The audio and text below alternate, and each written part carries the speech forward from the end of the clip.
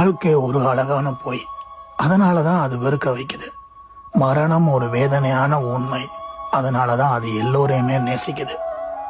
நான் நன்றாக இருக்க என்னால் முடிந்தவரை முயற்சி செய்கிறேன்.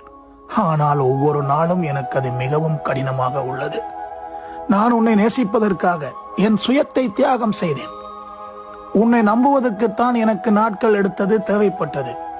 ஆனால் நீ அதை உடைப்பதற்கு வினாடிகளே போதுமாக இருந்தது. பரவாயில்லை, நீ என்னை எத்தனை முறையும் காயப்படுத்தலாம். ஏனென்றால் என் வாழ்க்கை ஏற்கனவே சேதமடைந்துள்ளது. உன்னுடைய சத்தியம் எப்படி பொய்யோ அதே மாதிரி தான் இப்போது என்னுடைய புன்னகை. என் மனசு மூளையிடம் தோற்ற பிறகு என் இதயத்தில் யாரையும் என்னால் உட்கார வைக்க முடியாது. என்னை பொறுத்தவரை ஒருதலை பட்சமாக நேசிப்பதுதான் சிறந்தது. ஏனென்றால் அது போலியானதல்ல. நான் செய்த அனைத்திற்கும் மன்னிக்கவும், நீ செய்த அனைத்திற்கும் நன்றி. இனி எனக்கு மகிழ்ச்சியே வேண்டாம் என்று நினைப்பதற்கு காரணம், இருக்கிற வேதனையாவது கொஞ்சம் குறையும் என்ற நம்பிக்கையில் தான். கடவுளே, என் வலிகளை கொஞ்சம் தள்ளுபடி செய்து தர முடியுமா?